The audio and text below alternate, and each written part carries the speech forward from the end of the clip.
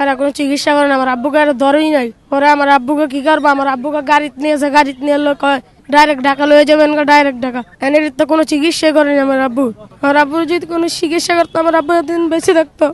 আমার আব্বু ডাইরেক্ট ঢাকা লয়ে গিয়েছে। আমি আমার আব্বুর হত্যার বিচার চাইতেছি। হেলেন মেশিনের সাথে ওনার লুঙ্গি লাইগা বাম পাওটা অ্যাক্সিডেন্ট হয়ে যায়, এখন পাও অনেক বেশি ক্ষত হয়।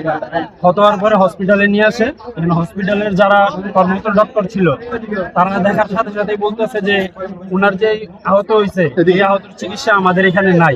ওনারা একটা সুই দিল না, ব্যথার বড়ি দিল না দিল ওনার রক্তের পুষাপ, কোনো রক্ত বন্ধ হওয়ার কিছু দিল না।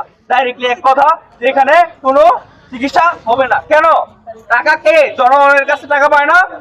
জনগণ টাকা দেয় না? এই জনগণের টাকা চললে তোরা কেন দিবি না? হসপিটাল কিসের জন্য? এটা একমাত্র মেঘনার মধ্যে একমাত্র হসপিটাল, বড় হসপিটাল। ঢাকা থেকে দূরবর্তী। আমাদের হাতে সময় থাকে 2 ঘন্টা ঢাকা যেতে যেতে। সেই সময় পর্যন্ত আমাদের প্রাথমিক চিকিৎসা প্রয়োজন। যদি একটা হসপিটাল প্রাথমিক চিকিৎসা প্রদান না করতে পারে তাহলে হসপিটালের মধ্যে দরকার কি? এটা কি শুধু অ্যালার্জি, হাত পা কাটা এসবের জন্য?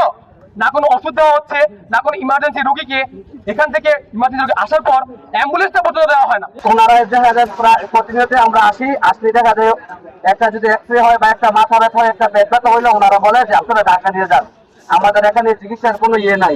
কেন অফিস করেন না? আমরা বেতন দেয় না, আমাদের হাতে আইনটা নেবেন না, আমরা আপনাদেরকে ছাড় দেবো না। সম্মান করি আমরা ডাক্তার, এমবিবিএস ডাক্তার। এখানে পয়সা খান, ভালো কথা, মানুষকে সেবা দিবেন, ফাঁকি দিবেন না। ফাঁকি দিলে আপনাদের অস্তিত্ব থাকবে না। দোষী চিকিৎসকদের বিরুদ্ধে ব্যবস্থা নিতে হবে। অভিযুক্ত চিকিৎসকদের বিরুদ্ধে তদন্ত করে দৃষ্টান্তমূলক শাস্তির ব্যবস্থা করতে হবে।